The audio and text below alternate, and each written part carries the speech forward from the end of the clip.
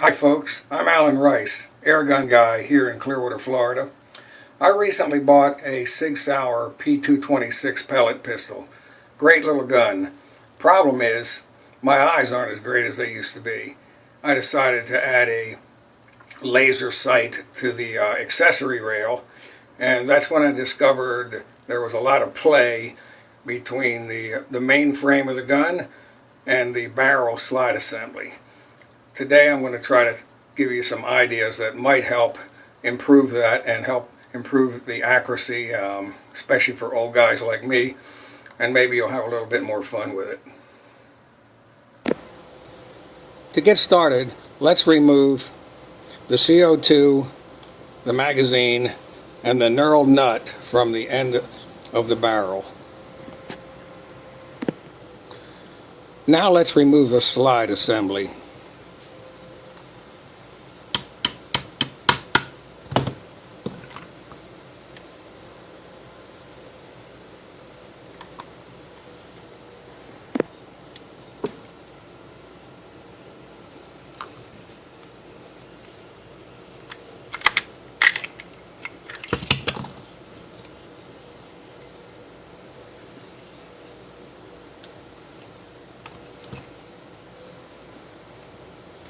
After removing the left grip, remove the safety assembly, being careful not to lose the small retaining spring. Now, after removing the right hand grip, knock out the two roll pins from the main frame and the two solid pins that retain the valve assembly.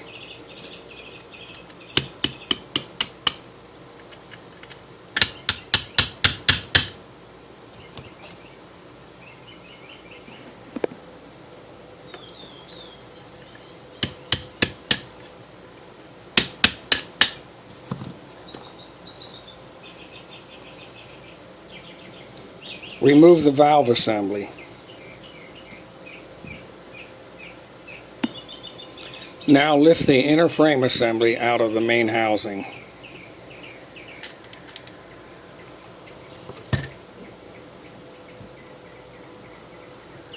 The inner frame assembly is actually split in two halves. The two halves basically clinch the barrel assembly in place. And as is supplied by the factory, it's a fairly loose fit, allowing a lot of movement between the parts.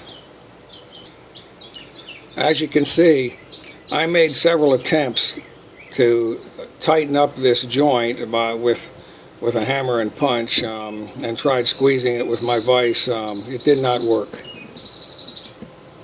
Now we're going to remove the two screws, one here and one here, that hold the two halves of the upper frame assembly together, and then we'll separate the assembly. After the two screws are removed, you should be able to separate the thing quite easily. And now we can actually remove the barrel. We're going to be using plastic electrical tape as a filler to improve the integrity of the joint between the barrel and the inner frame. Make sure that the areas where the tape is going to be, here and here, are free of oil. Starting on the bottom flat surface, place your electrical tape and make two full wraps. It takes about 4 inches of tape.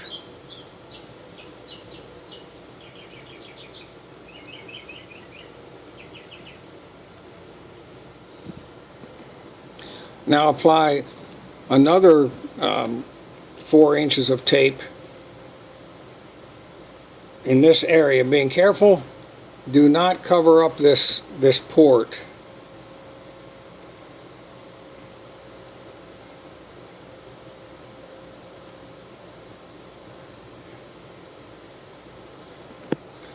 After applying the tape, the barrel should look like this. Next, we're going to reassemble the barrel to the inner frame assembly.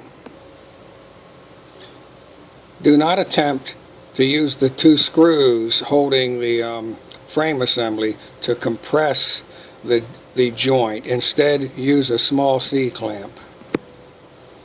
Tighten the C-clamp until the two half shells are back together in place. And now we can proceed to put the screws in with the C-clamp holding in place.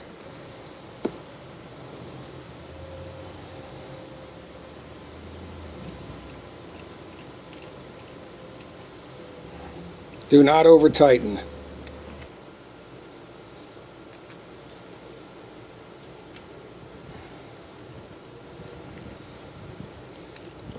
With both screws in place, you can remove the C-clamp.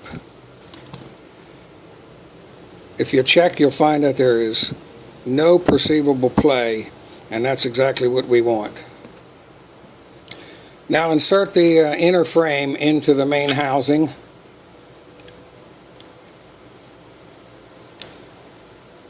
And insert the larger two frame pins, but do not insert the smaller one at the front.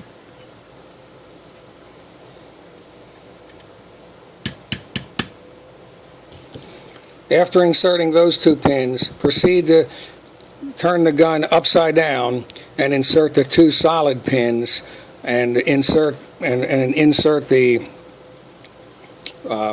valve assembly.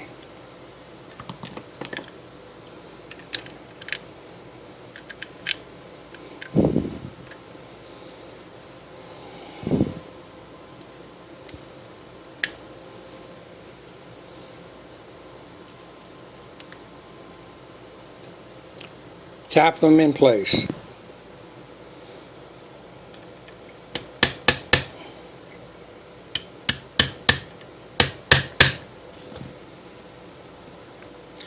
After installing the right hand grip, turn the gun over and reinstall the lever that controls the safety.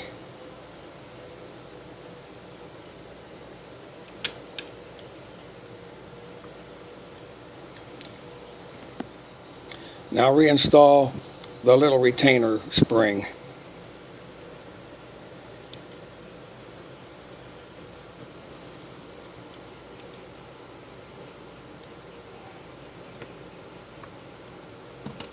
It's not really that hard to do. Now, holding that in place, take the gun off of safety before installing the left-hand grip. Now, making sure that the slide retainer is in the down position, reassemble the slide. If you encounter any resistance when doing that, you may have that retention spring reversed. That does seem to make a difference. Now it's time to reinstall that last pin and put the end back on the barrel. To do this, be sure that retainer is in the up position. Then slide it in. You won't be able to do it as easy as I've done it because I don't even need a hammer anymore. It's so loose. Then you can reassemble the gun, recharge it, and start having fun. Folks, you're looking at 12 shots taken at 5 yards. Not too shabby. Hope you enjoyed it. Thank you very much for watching.